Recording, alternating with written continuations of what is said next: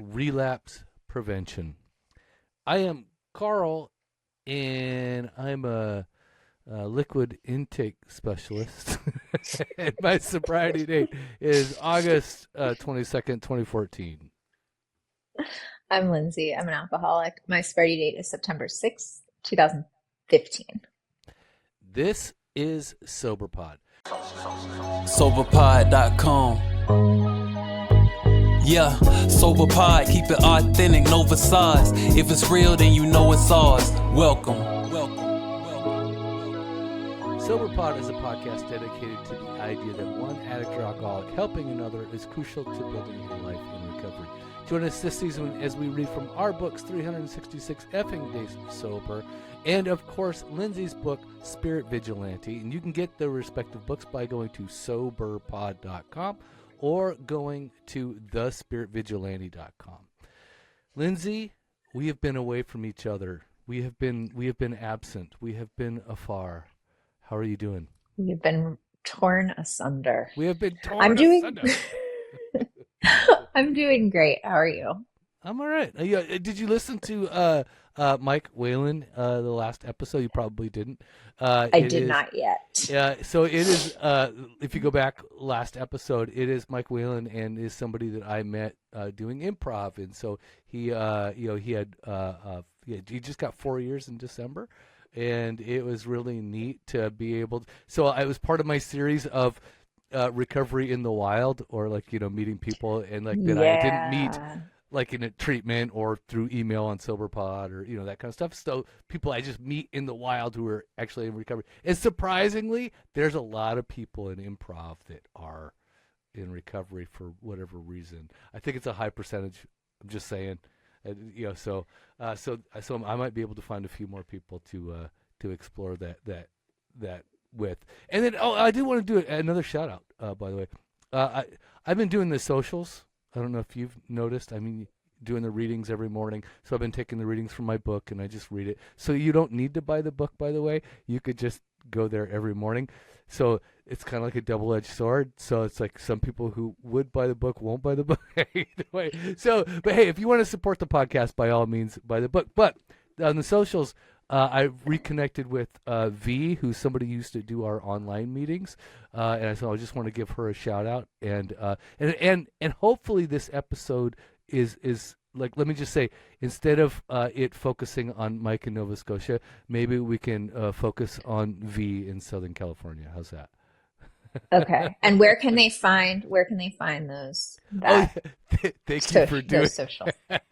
That's funny.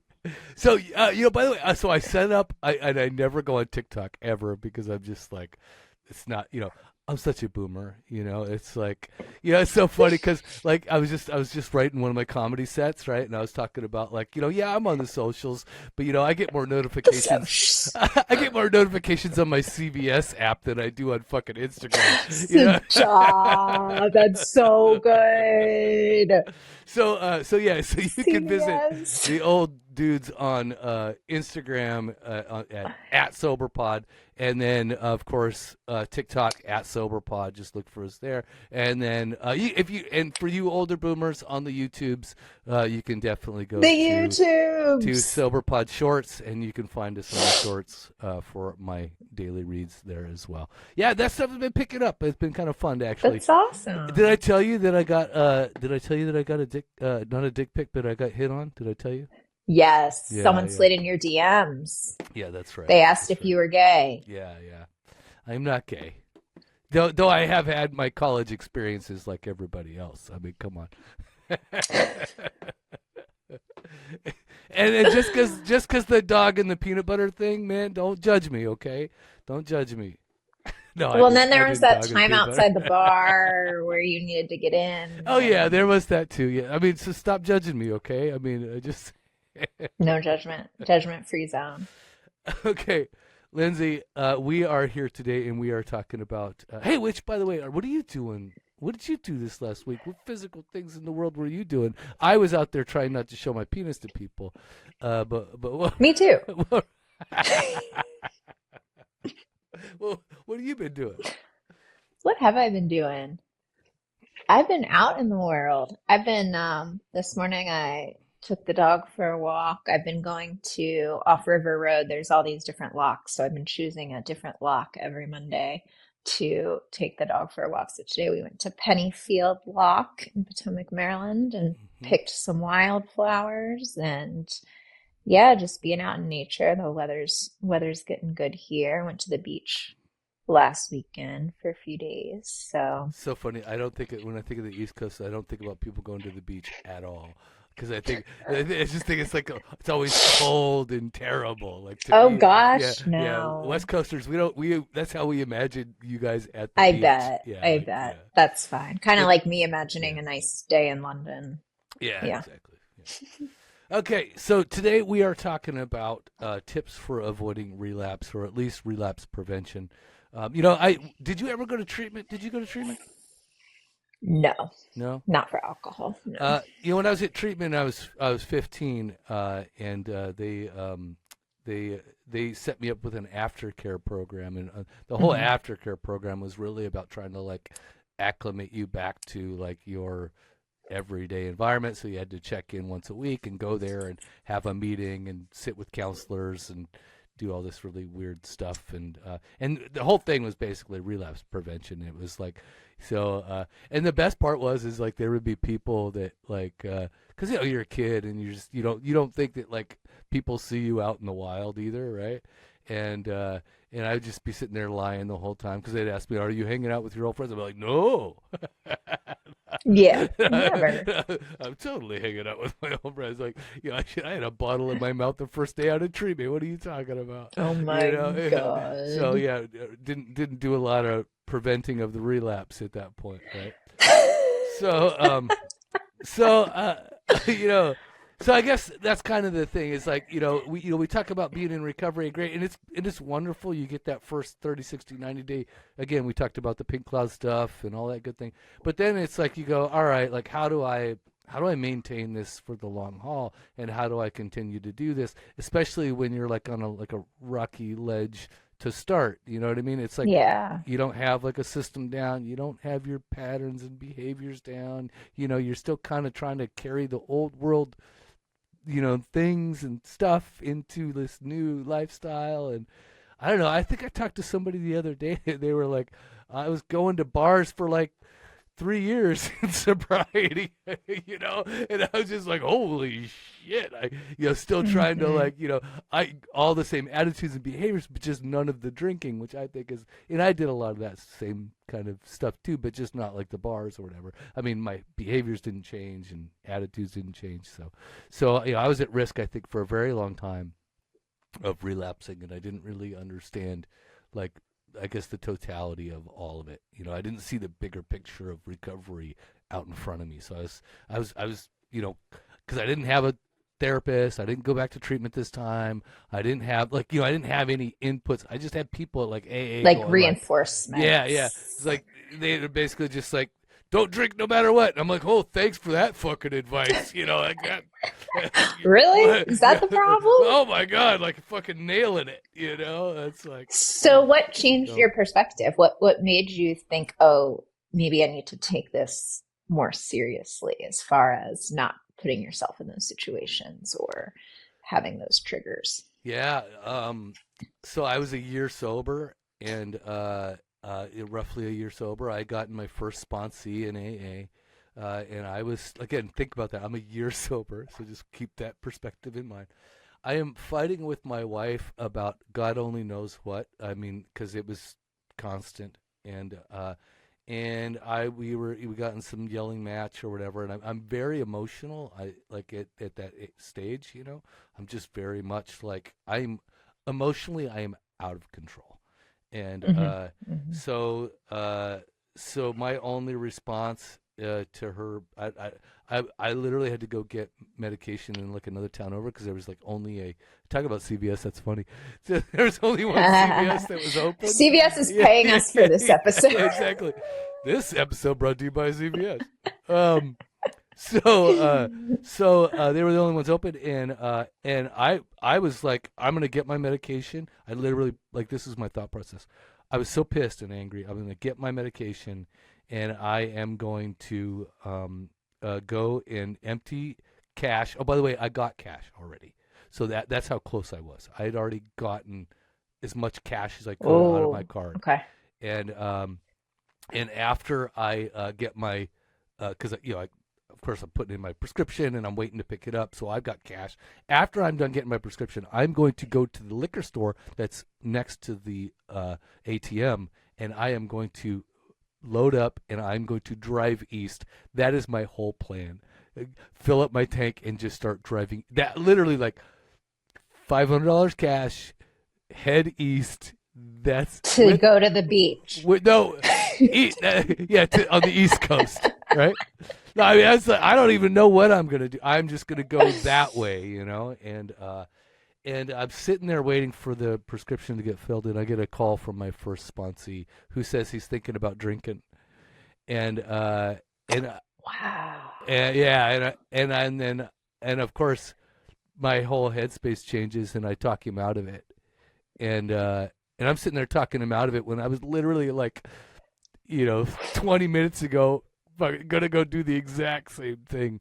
And it is so kind of crazy to think how that works, and to think, again, what do they say in AA? It's like, God doing for me what I can't do for myself. And it's like literally the universe said like, hey, you have a purpose, like don't fuck it up. Well, But I'm over here all emotionally charged and out of control, and so I get my medication and I go home, and then and then in the following Tuesday I think I talk about it in a meeting, and it changes me. It's like, oh, okay, so that's kind of my like I need to prevent that.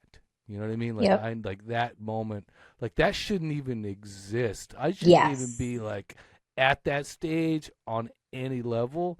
And what am I thinking? You know what I mean? Like, because So what about you? Did you ever get close to relapse or ever consider it this time around? Well, I was just thinking of how powerful that story is when you go back to what the big book says as far as the only thing that keeps us sober is helping another alcoholic. Mm-hmm, mm-hmm. And in that moment, that truly was the only thing blocking, like the Yeah. only thing in between you and the drink. So I Exactly. just think that's a really, really cool story. Yeah.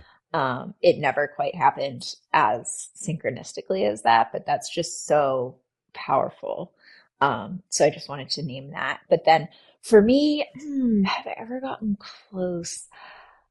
Like you said, I think you put it really well, is like we can't even get to that point where it's an option. That can't happen. Because if that happens, then I will find a way. I want to say that I've emotionally gotten close to being in that headspace. I don't know where there was ever a point where I was like, okay, I'm doing it, and had a concrete plan and Taking got action. cash Yeah. head west Yeah. to go to the West Coast beach instead of the East Coast Waving at beach. each other as we go by. Yeah. Exactly. So I didn't really have a plan. For me, when I get to that space, it's kind of that plan of like, I'm just going to end it all. I don't know how, but I'm just going to, that passive suicide, like F it, suicidality thoughts, because that's pretty much the same thing in my head, like drinking and ending it. But what keeps me, I mean, you were talking about doing the same things for a long time. And yeah, I hung on to that. I kept going to bars. I didn't want to quit my cornhole league on Wednesday nights, the barking dog, and I kept you were the one I was talking to. Probably. Yeah. And so I just kept, and something that really, on this topic of relapse prevention or avoidance, if you keep going to the barber shop, you're gonna get a haircut, and you're just gonna do it. And so that translates to me, bars, people, maybe it's not the physical drink, but if you keep being around these people in these situations, you're gonna do the things they do. You're gonna feel the way they feel, and then you're gonna want to drink. So, yeah, and then I got to the point where I didn't even really want to do those things. It felt like I was clawing into this like old version of myself that I wanted to keep, and it just wasn't working anymore. It wasn't who I was anymore. It wasn't filling the same need because I was becoming a different person. Yeah, I think there's we have this like tips worksheet here that we found, and there's like Hmm. I don't know who it's from, therapistaid.com, for instance, and they have like they talk about like the most important moment before relapse isn't the final decision to use the drug. It's when you decide to expose yourself to triggers. But I'd also like to say like, because it talks about a trigger can be going to a party or going to the bar, walking through the liquor store like I was going to do. So and it says not your craving like it's like so. But you know what? I think for me, a big part of that is that I was still compromising myself. I was still saying and doing things in my life, whether it be lying, whether it be deception, whether it be again all these things that I wasn't saying to somebody else. I was betraying my own self for the most part in that first year. You Hmm. know what I mean? It's like, and I think that Hmm. has a big deal. It's like that's where they talk about self honesty. If you're not being honest with yourself, that kind of stuff, and that's really what it is for me. I think that's really where it starts, is like when I start to betray myself on any level, like anything that I am like, just even a little bit, that's when Yeah, I am it's a going good down the path point. of, yeah. So it's not necessarily like, it doesn't even have to be the physicality of it, right? It Yeah. literally is like just the thought that I can go still, like that's still an option is the Uh-huh. problem, right? Like, Right. so Right. because that means that I haven't really taken the time to know the truth about myself, really Hmm. understand, and that I still have some other consideration for it is mind boggling. Knowing that I am like, before I got sober, I was shitting blood and looking that shit up on Google.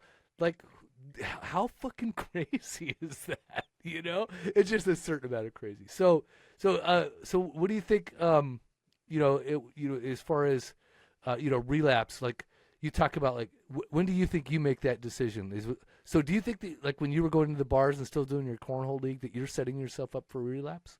Do you think that that's it? You think you're still kind of keeping the door open at that point? For me, it felt more like obstinance. It felt like I still want to live my life the way I want to live my life, and no one's gonna tell me what to do, and no one's gonna. Does that make sense? Like Well, I'm that's still a why I rebel. that's why I wrote this book for the rebel seeking transformation. Yeah, You know what yeah. I'm Oh, saying? I Like do. I do know what no you're saying. one's gonna tell me Yeah, what to do. They think I can't stay sober in the bar, that I'm gonna stay sober in the bar because I'm still need to be the champion of the cornhole league, you know? yeah. Um, I mean, we talk about something called prelapsing. Like a lot of people will say, "Oh, Which is I way relapsed." different from prolapsing. I just want to say. And Anyway. exactly the same. um, where it's, well, people will say, "Oh, I made the decision long before I took the drink. I knew that I was going down that path," is kind of Hmm. what people say. And like you said, I think there's something to be said about betraying yourself, right?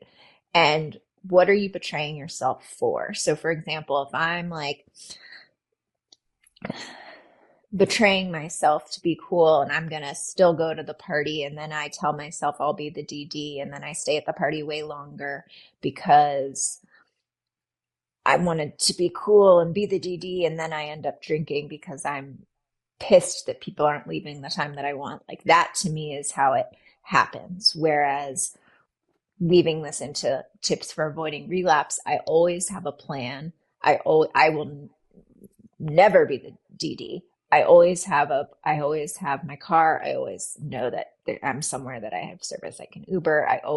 I will not betray myself to please others. And like a lot of it does, I think people pleasing is probably a big part of reasons people relapse, to be honest, whether it Mm. comes in that form, whether it comes to I'm going to go to the event anyway because it's my so and so's cousin's wedding. And even though I know it's really a bad place for me, I'm going to go anyway, and I'm not going to have a plan, and I'm just going to go through the motions. And so for me, I really, really like what you said about betraying yourself. Like, I think once we start betraying ourselves is when we slide on that slippery slope of a road to relapse. I've heard that every step you take is one step closer to a drink, or, further on your path of recovery. And not that Mhm. we can't course correct, but I've found that to be true. I think those little decisions can then become big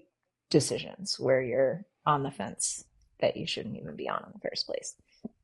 To have a plan. I think that's really important. That's kind of like part of the tips, right? So it says here's a part of their little spiel from Yep. therapist aid, which is have a plan for when things get bad, because at some point they will. They're like, oh yeah, Mm-hmm. people get fired, Mm-hmm. hearts get broken, and sometimes people leave us forever. Develop a plan to get through these major life challenges without the use of drugs before they happen. And then, so one of those plans, of course, and it's like all over these tips as well, which is like, I think if you go to SoberPod in the member section, we have like a relapse prevention worksheets in there somewhere that I've also done in the past. And those things are like, putting down, like, to remind yourself, like, 5 reasons why I stopped drinking in the first place, right? Just like, Mm-hmm. just a reminder sheet. Mm-hmm. Phone numbers of my sponsor, right? Like, that I have like somebody to call, and that I have somebody set up that way. Other people in the program, when they talk about, like, people online do this all the time. They're like, oh, they join a forum, they don't want to join AA, they don't want to do that stuff, and good for them, which is great. But it's like having people that are, like, face to face, and that have phone numbers, and that are going in the same direction, and that are locally in your area, so that they can say, hey, how about we get together and go to coffee instead of you drinking right now? It's like, because if Yes. you're like, Yes. if you're to that point, and you can, yeah, you can reach out online, and you can message somebody or do whatever, but that's just a whole different accountability than it is of having somebody that's within your, whether your social circles or maybe your recovery circles, that are locally and that are available and that are willing to come to meet you where you're at. Sometimes you can't drive, right? So I think that's a big part of it for me, was developing that social circle and setting that up. And that's, and so my homework, and it's so funny, like, I almost forget, like, how important that stuff was.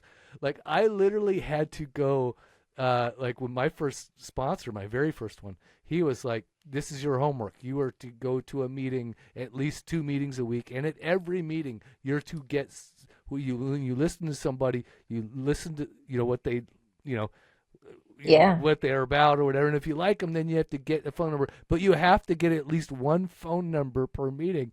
It doesn't mean you have to call them or anything. You just have to get the phone number. And so I did that for a while. My phone is filled with numbers, right? And then the worst part was, is like, so you get that homework, and you're like, great, thanks for the homework, wonderful. And you didn't really do anything. But the one thing is like, the next homework was, now you have to call 3 people a day, right? For the next 30 days, you have to call those numbers. And I was like, oh shit, and it's so funny, because it's like, you don't really want to do that stuff, it's like, it's so. Are you kidding? You don't really want to do that? No, you don't want to do that at all.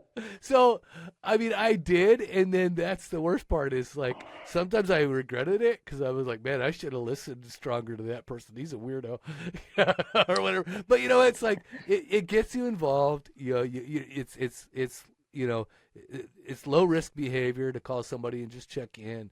And then you do get to know people, and you get to, like, you get to expand your network, because it's something that, when you do it, people know why you're doing it. Like, hey, I'm just calling just to check in. It's kind of like, this is my, and people, I was pretty upfront about it. This is my homework from my sponsor. Like, this is what I was told to do this. So how, you got a minute, and, just checking in, see how you're doing, and, how's, you cross off all the boxes. How's work? How's family? How you doing personally?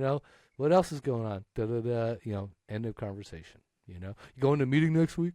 That kind of stuff. So yeah. Yeah. Did you have to do any of Yeah. that stuff? Did you do any of that? Of course, of course. And I didn't know how, I did not, I had to be taught how to do that. I had to Me be too. taught how to talk to people, and, Yeah. like, okay, well, you say hi, you find out something about them, and then next time you see them, you ask them how that thing about them is. Like, I remember having a conversation with my therapist about, I just don't know how to make friends that are girls. I was just that Yeah. total, you know, uh, caricature of, yeah, guy's guy, and I drink beer, and I don't know how to relate to girls. And he's like, well, what do you talk about with guys that you can't talk about with girls? The And I had to size just of their learn. dicks. Sorry. Sorry. I'm terrible. I'm a horrible human being. Go on. Go on. What do you talk about with guys that you can't talk about with girls? That. Perfect. That's what I said to my therapist. No. Just I had to learn.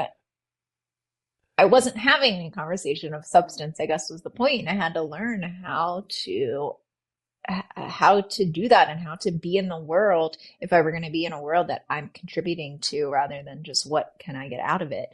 And so then I started learning that I have something in common with these people, and I had to be taught how to have almost like, how certain people, well, this isn't a good example because I am on the spectrum, but when people are on the spectrum to a very, very extreme degree, they have to be taught how to behave socially, right? Because like sometimes you take things too literally, and it's like, what does get out of town mean? Why are they telling me to get out of town? Yeah, As an I'm not leaving expression. this town. Right. It's stuff like that. And so I felt like I had to be taught that to go through the motions until it felt natural. And so, and I did just, God strike me dead if I'm lying. I did not know how to do that or how to converse with people or how to have conversations. And that's why I would drink, Carl. Full circle. That's why I would drink, because I didn't know how to do those things sober. And so I could do that if I had a drink. So anyway, all of that to say, just like setting that foundation to me was so important, because then you're not so shaky about what if this happens, what if that happens, what if this trigger happens, because you've done the work, the grunt work at the bottom level of building those networks, setting up those reinforcements so that you can take whatever comes your way.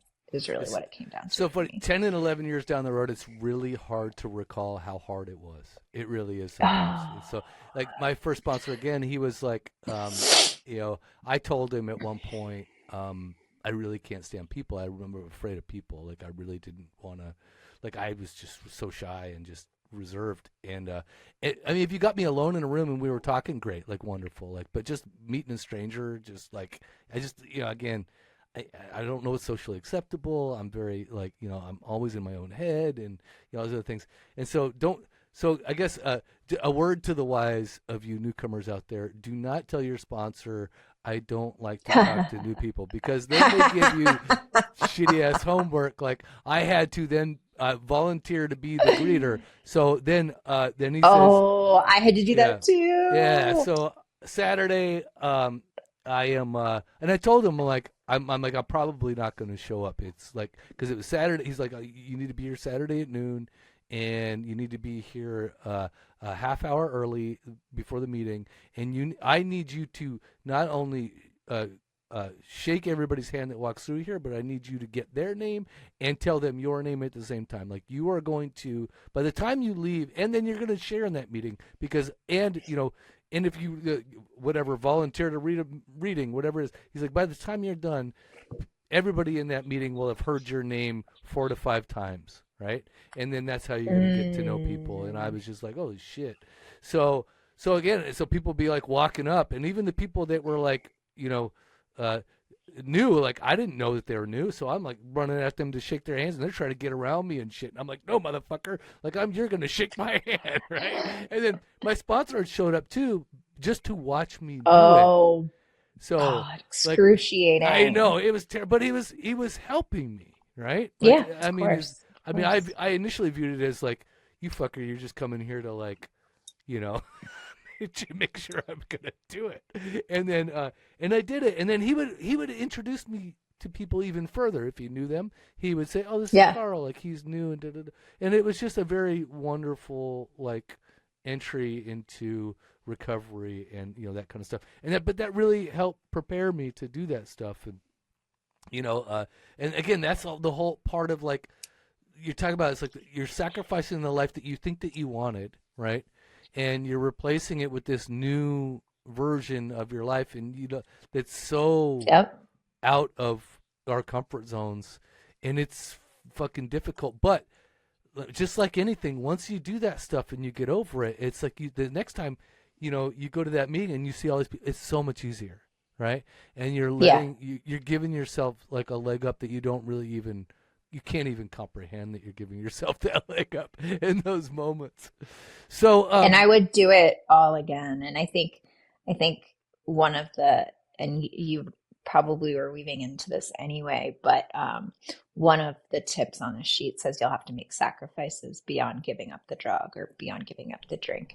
And that sometimes means being uncomfortable. That sometimes means doing things that you don't want to do. That sometimes means trusting others. And how the heck does me greeting people in front of a church and letting them in, how does that have anything to do with me not drinking again? Like, you know, if I had been, someone had told me that, I wouldn't, how do those things even affect each other, you know? And so it means trusting it, and there are sacrifices, and I would have done anything to stay sober. So yeah, in the scheme of things, it's not that big of a sacrifice, as excruciating as it sounded. I had to. The irony is this: is if it's now one of the skills that I actually utilize in business and in personal and in improv or comedy or whatever, like all these other things. It's like being able to be in front of people, be in a crowd, talk at a podium, etc. All the things that I was terrified of are things that I actually look for now, which is so Me too. funny, right? Me Like, too. so to like, you know, to, because that's how you participate, that's how you engage, and then don't forget all those things are helping you. Like there's the head fake lessons in learning. So, you know, I start to get to know somebody. I go to a meeting. I hear their stories. Suddenly like they'll be talking and they'll be talking about like their wife or their family or whatever, and I'll know the background, and suddenly I'm emotionally involved in their story. When they're crying, I'm crying, and holy shit, I've developed empathy, and like, wow, How did that like, happen? what is this feeling for? You know, that kind of stuff. So it's a big part of what happens after that stuff, right? After you make those introductions and do those types of things. So talk to me about you know. Really quick, you know, we talked about having that relapse, and you know, we talked about a little relapse prevention. What about like when you really got the urge on, or when you're like really in that freaking moment of like, you know, whether you felt it or not, like you probably heard the tips for it. Like, what do you suggest to somebody who's like, fuck it, I'm in that fuck it moment, like because that's to me is like one of the bigger moments. That's where you've almost made the decision. You're about ready to go do it. Like you said, you haven't really got to that point, but you clearly set Yeah, of yourself up course to not be there, right? yeah, but I mean, when I say haven't gotten to that point, I mean, I, I haven't gotten to the point where I'm like this and then I stop myself, I guess Yeah. is what I mean. But I've certainly got to the point of like the effort point of why don't I just blow it all up? So what do I do in those moments? Well, I think it's kind of full circle of, because I took those steps at the beginning of calling people, even though I didn't really know why, in those moments I knew why. Oh, so that I can call them right now too when I really need to. And so calling people saved my life. I remember the first time I called someone and was in one of those moments and understood like, oh, this is why we have each other, and this is why they wanted me to make friends. This is why they told me to get people's numbers, because right now, you know, like halfway through the phone call, I realized it was because, oh, okay, I needed to tell someone how I feel. And then they told me that they related to how I feel. And now I can let this moment pass, you know? And I think what works for me too is just let me reevaluate this tomorrow. Let me not make any, and I do that with things outside of my sobriety too. Like, let me just pause. Like, no sudden movements, no decisions right now, no actions. Let me just see how I feel tomorrow, because this feeling might not last forever. And if I do something based on this feeling that could have long-term consequences, then that won't be accurate because it won't then reflect the new feeling I have once this feeling passes, if that makes sense. So, I'm trying to follow, but I believe what you're saying. No, and because I time and time again, it has been proven to me that if I just make it to my bed sober and don't act on, yeah, so yeah. sometimes the inaction is the action, right? So that Hmm. is kind of the things that but yeah, what do they say? Like there's not a problem out there that a drink can't make worse, and that's kind of what Exactly. that's exactly it. Exactly. But I think like you say, applying these same things of like pause when agitated, we talks about in Alcoholics Anonymous, and which are very, I mean, that's like therapy advice. Like, I remember Yeah. when I was a little kid, it was clear that I was an alcoholic because the training that I got in school was, okay, Carl, try counting to 10. Like, I'm just a little kid, and they're like, "Kid Carl, can you even count to 10?" I'm like, I hardly could. Can you even count to I was, 10? I was like, fucking, I'm gonna lose my shit, and fucking, as soon as I count to 5, Right, I'm right. hitting somebody or doing something. I'm like, I'm Yeah. 5 years old. It's like, give me a fucking drink. So Yeah. I couldn't do that stuff. It wasn't in my fiber to pause and count to 10 or do those. But today it's so funny because it is. It's like I literally just bit my tongue last night talking to somebody who like kind of belittled me a little bit, and it was just me and him, which is great because then I didn't like lash out, but I just swallowed his little. His little belittlement, and I was just, Yeah. and I'm like, oh, and I just, mental note, and I didn't say anything. I just mental noted like, don't talk to this guy in the future. Like that was it. Like just mental Yeah. note, remove this dude from my interactions. And so which you learn how to do later. Like I didn't make an issue. I didn't cuss him out. I didn't tongue lash him. I didn't belittle him. In return, I just took it in and moved on with a mental note. And that's the kind of stuff that you learn much deeper into recovery. It's like, oh yeah, I don't have to punch this guy in the throat. This is awesome. So And you learn by practicing that. Like, yeah, okay, well, last time I didn't punch that guy in the throat, and that worked out better than when I did. So, exactly. Yeah, you but know, just as you just say, there are times when I have, you know, my arm yeah, has I know. been risen to I punch know the you dude in the have. throat, and it's like, and you learn the lesson there too, right? So you learn as you go. Well, they talk about it in recovery, and it's so funny. And this is like this is the long timers discussion when they say, the road narrows, right? Have you heard Yeah. that saying, like the road narrows in recovery? The things that I I don't know. used to work for me to like, and and forgive me because these gambling, sex, yeah, thrill rides, all the other good stuff, adrenaline, all the other stuff that used to work in recovery to kind of like suffice instead of drinking, instead of drugging, those things, even just lying for that matter, those things start to dwindle down in terms of like being able to utilize those as coping mechanisms, right? Or as, that kind of stuff. So the road does narrow. And the road is pretty wide when you start in recovery, right? Like, because I was still lying, I was still, saying shit, and whatever, doing all this other crap, and still betraying myself on many other levels. Yeah. But that's the thing is Yeah. that road does narrow, and you realize like, oh, like I better get used to this because I can't live sober being that other person. I can't go gamble. I can't go to a strip club. I can't go get my, can't Hmm. go to, can't go get a hand job, whatever it is that is your thing. Like you literally realize that you can't live with yourself and remain sober and continue to act that way. You just can't. So it is a really big change, I think, from life decisions that we have to make, and we can't continue to lead two lives, and remain sober. We already did that drinking. We definitely cannot do that in sobriety as well. So. Right. Right. So we've talked about Yeah. like, letting the cravings pass. We talked about. Did we talk about letting cravings pass? Did we just say like let it I pass or mean, do something else? Yeah. yeah, yeah, we talked about it to a point. If we were to, what we just talked about in this list would probably fall under like distracting yourself or until it passes, whatever that Calling somebody, means for you, calling somebody. letting it wait out for 15. So we didn't talk about, like, what about filling that other time with something else, right? So, like for me, it was about cleaning and stuff. Like I called it anger cleaning. My sponsor. So like one of his tips, because I think it wasn't recent. It's like 5 years ago, maybe.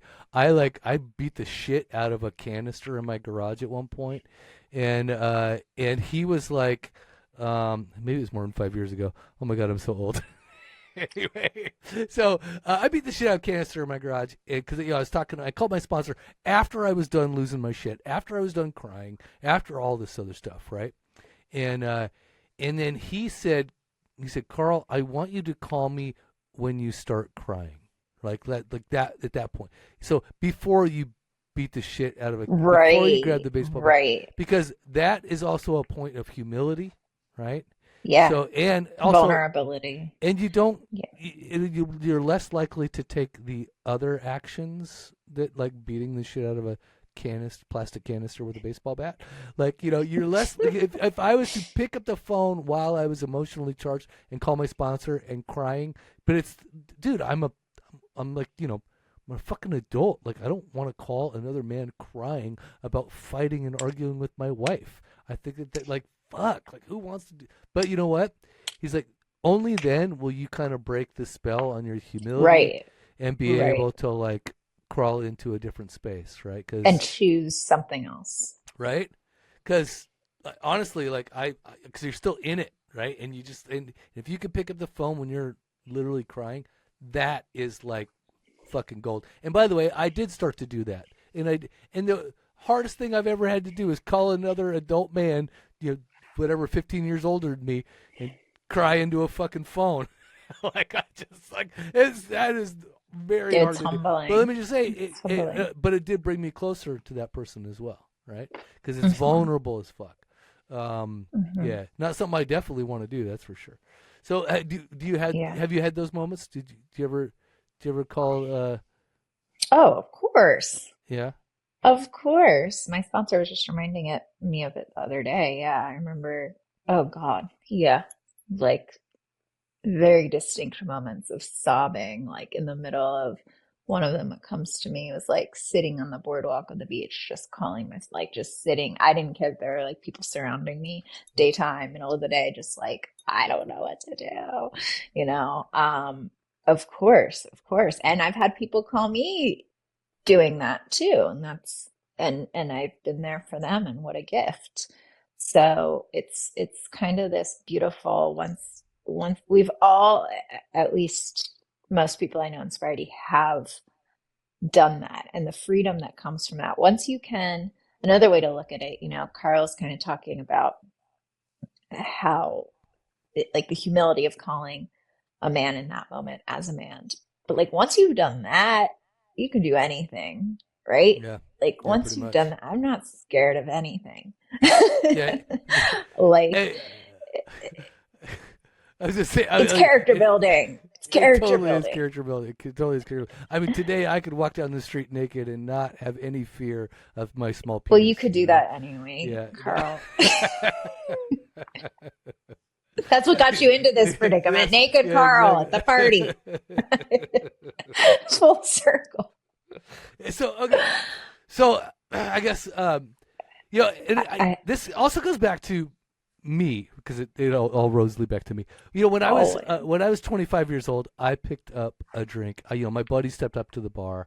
I had 5 years sober from 20 to 25 years old. I had 5 years sober, and my buddy stepped up to the bar, and without skipping a beat, I was right behind him, like seconds behind him, ordering my traditional vodka rocks, literally like like just right back, double. Like I didn't even like, oh, give me a sec. No, I'm like double, like immediately back on it. Yeah. And then and without skipping a beat, like I just wanted to go dancing and have fun, and I want to get laid, and that was it. And then I found myself ordering a drink, and then like. So that's where I kind of go back to. It's like, it was so hard for me to go back to sobriety, even when I knew I shouldn't be doing it. We always just, I was just like, this is not going to end well. I knew it wasn't going to, but it took me, Of course. it took me 15 years to really, to have it run its course, and, so I It guess, takes what it takes. We need every last blow. I yeah, truly yeah. believe that. Yeah. So what do you say to somebody who is, who has relapsed and who is like getting back, wanting to get back in, how to do it, what to do, like, again, there's a lot of guilt, shame, and remorse that comes along with it, like, I'm a fucking failure, or, I've seen all those things come back into meetings. I've also seen people come back in pretty cocksure, and I'm like, I don't know how you're like that, but good on you, So I'm like, there's people like, again, there's people that like I know what I need to do, kind of a thing, or I know what I did differently, or whatever. What do you say to those people? That are coming back? Yeah. Or, yeah, I mean, I think it's amazing. I think it's amazing when people come back, and it's so, so, so brave. And I'm more interested in, may I offer advice for someone for the next time they're having that moment of wanting to drink or wanting to Oh, relapse? sure. Okay. What I want you to do is get out a piece of paper and a pen.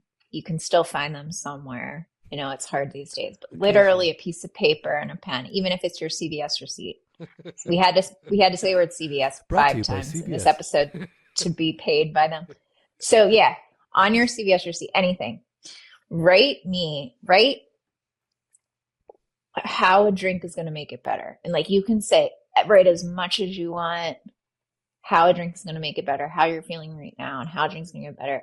Show it to me, and I'll approve it or disapprove it. But just the act of writing it and really going through the motions, play the tape forward of, this is the reason I'm drinking, and this is the problem, this is how a drink is going to make it better, and then see if you still want to drink after that.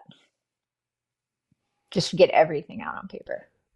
Can I do some more promotional? Please.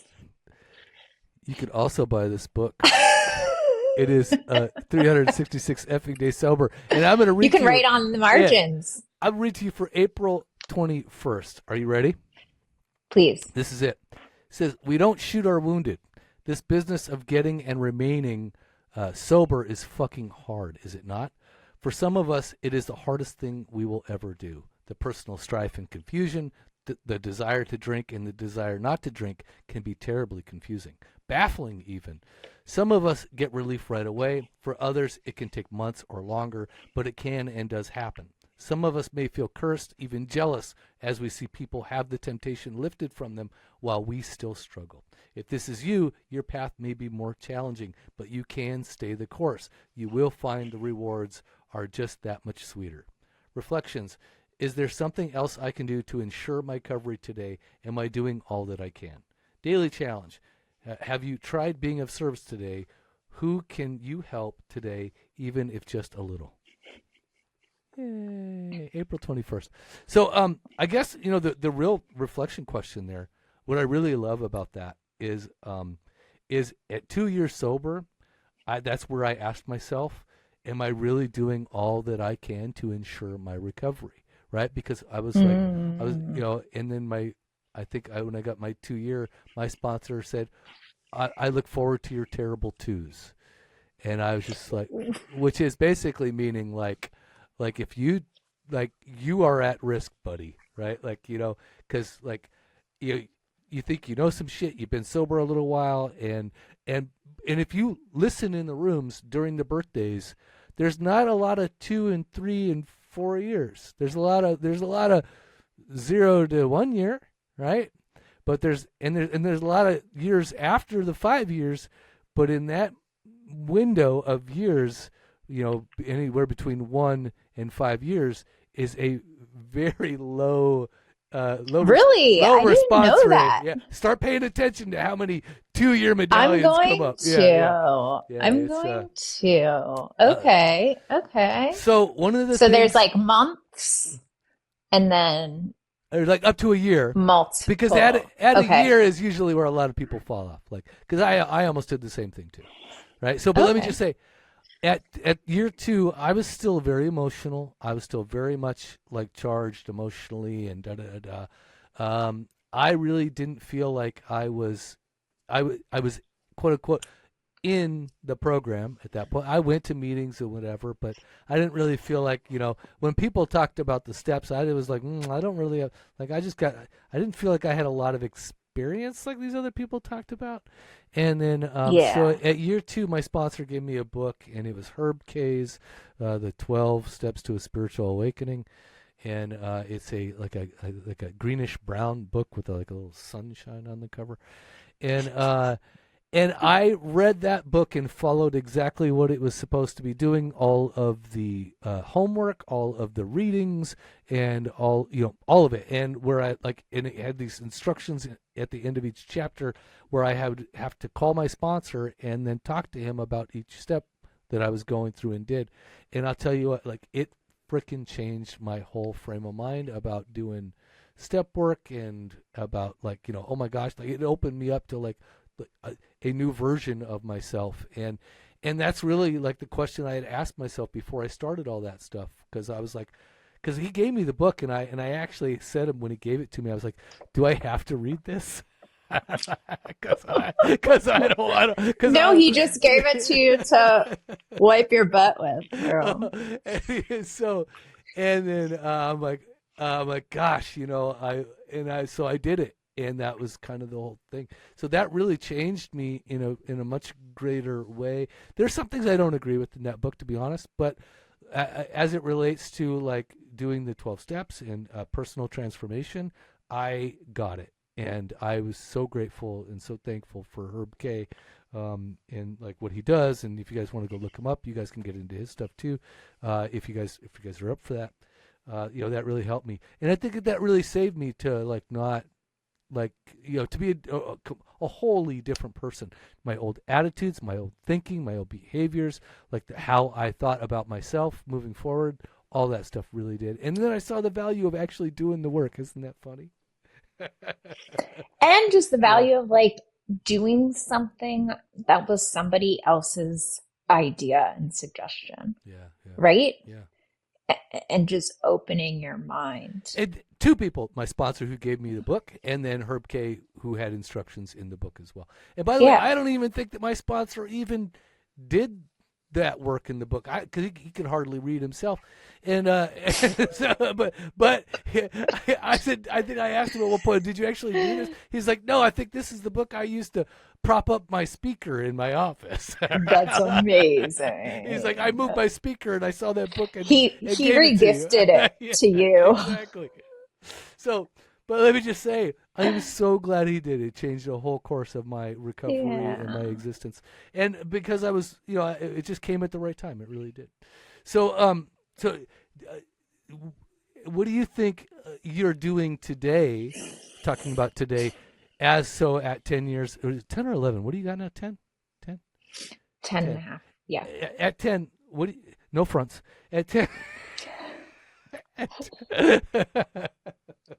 Don't make me get my app out and tell you the The amount day of count, yeah, days. yeah. So, what are you doing today that ensures your recovery at today? Like, what is it that you think that you still need to do that is very much important and imperative for your recovery? I write something every single day. I just switched And my and journal there's app, by the not way. just one thing, but there's so many things I do for my recovery every day. And because I talked about the power of writing earlier, writing every single day keeps me honest with myself and who I want to be as a sober, full, whole woman in this world. Yeah, doing the How podcast about you? is Yeah. part of it. Like this, it's a big part of it for me. Like so even when I don't make it to meetings or whatever, I just went to 2 meetings on Friday night, which is funny. I went to ACA and an AA meeting, And I sat in the AA meeting because I haven't been in an AA meeting in a while, and I remembered like why I don't like going sometimes. But then I remembered like why I do. It's like there were some people in there that I was like, oh, okay, like, it's like in any meeting there are two meetings going on, right? Like there's the At least. there's at least, and so there's the dude with the drunkalog going off, and he's like talking about all of his horror and all the other bullshit, and I'm just sitting there going like, dude, like, you got 5 minutes, and it all consisted of your wreckage. You know what I mean? I was like, wonder, good for you, buddy. And then a woman shared immediately after that with 20 years of service to others, and was all in the solution. You could hear this, you could hear her talking about the solution. So I'm still doing that stuff again. Podcast this, again, journaling is a part of it for me. Like I believe in that. Still trying to connect with dudes. Doing the daily stuff that I do, like I post on Reddit and I post on those now in like the last 3 months I've been doing those daily readings. That has been a real treat because I actually journal before I do that so that I reflect. Oh, that's great. So I reflect on. So I have a little bit more to offer. I talk more about like what's actually going on in that reading, for at least 30 seconds at least, and then I try to get it under the 3-minute mark, because otherwise they kick you out of the socials if you're over. I know. They don't want you doing more than 3 minutes. So that's been interesting. But yeah, and I've given up a lot on like sponsoring dudes, because everybody that I had in my stable of sponsees has just kind of like abandoned it. Which is, that happens. Fine for them. Yeah. So I haven't been doing a lot of that lately. My current sponsor, I do check in with him a lot. Not a lot, but I check in with him at least once a week. And so I've been talking about the cancer stuff and all the other things that go along with those things. So I think that's kind of the personal side. Therapy is another one. I still, by the way, she's now regulated me down to once a month. That fucking bitch. So Elise, if you're listening, I fucking hate you right now. You got demoted. Yeah. That's a good thing in therapy, Carl. I know. So that's a lot, right? I think that's like a fair amount. Still doing things, and I'm still trying to think about like how to help others in doing the podcast and the step work, and like maybe there's more that I can do. I'm still have something fishing around in my brain for that stuff. So maybe more writing as you do as well. Like I'm sure that you got stuff going on. So yeah. So that's all new attitudes, new behaviors, new patterns, new like existence. Like think about to you 11 years ago. Like none of that stuff existed, did it? No. Yeah. No, my world was very small. So what does that tell somebody listening? It tells them like, I bet that's scary as fuck for somebody who's just got like 30 days and they're like going, oh shit, I got to go to therapy. Oh shit, I actually got to do step work. Oh shit, I got to call people. Oh shit, I got to like, oh my God, all these weird people. What do you think they're thinking, Well, you only have to do one thing at a time. So choose one thing today. We gave you lots of different options. So, or just keep doing as I love. If everything that you're doing is working for you thus far, why are you listening to this podcast? And keep doing what you're doing. Don't change a thing. Keep doing what you're doing. You'll keep getting what you're getting. That's how it works, right? But yeah, but again, it's reinforcing. It's like I had to have the repetition of reinforcing, and I had to like do all that stuff. It's so funny. It's like I always think about like, again, I was sitting in that AA meeting going like, I've heard all this shit 1,000 times. I have like all the concepts, all the da-da-da-das. But it's like but being there is a little different, right? There's somebody who's sitting in front of me who I've listened to for 11 years now, right? And and I really appreciate a lot. And I was like, oh, okay. Like I know all of his stories, right? But you know what? I really like him as a person, so I'm willing, I can tolerate that a little differently, so you again, working on empathy and compassion and just even this much. Like I've had the things I've talked about with my therapist lately. Fucking browsing social and browsing YouTube. Those are things that get in my way, and things I don't want to do. And to sit in a meeting and be phoneless and just sit and listen to somebody for an hour is like, there's such value. Yeah. Yeah. Just practicing that alone and practicing listening to somebody is like, oh wow, that's crazy, right?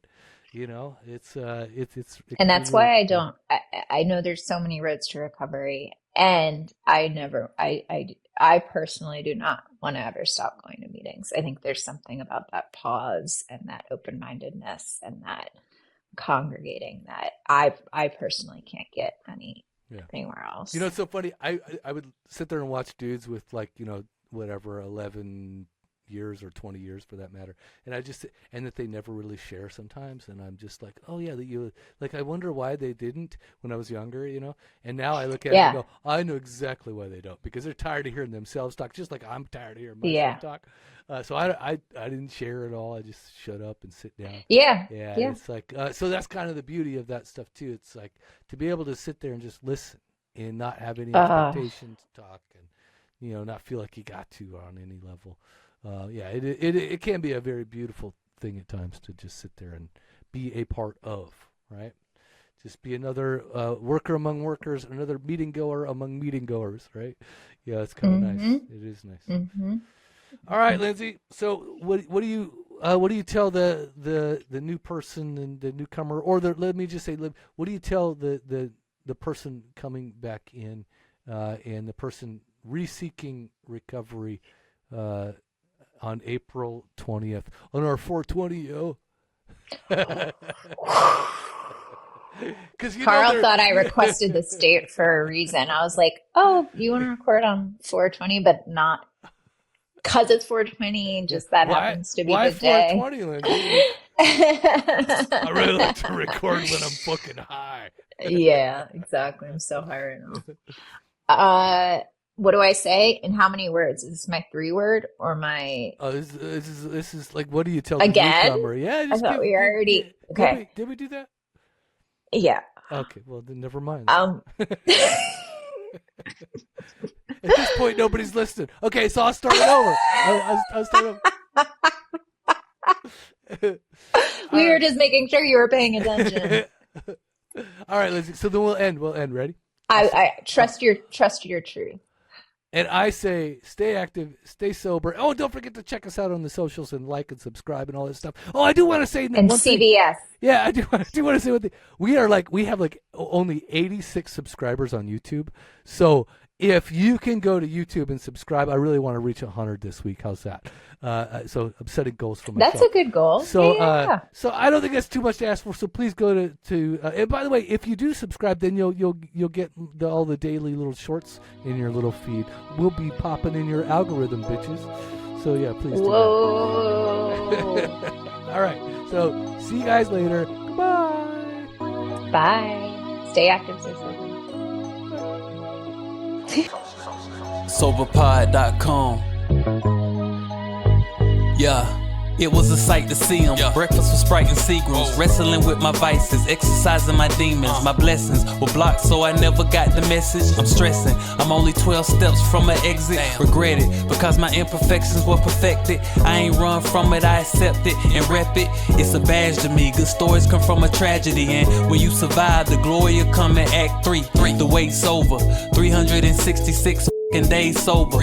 Morning affirmations that can start the day for you. Use my favorite bookmark for a placeholder. Finish when the day's over. Okay.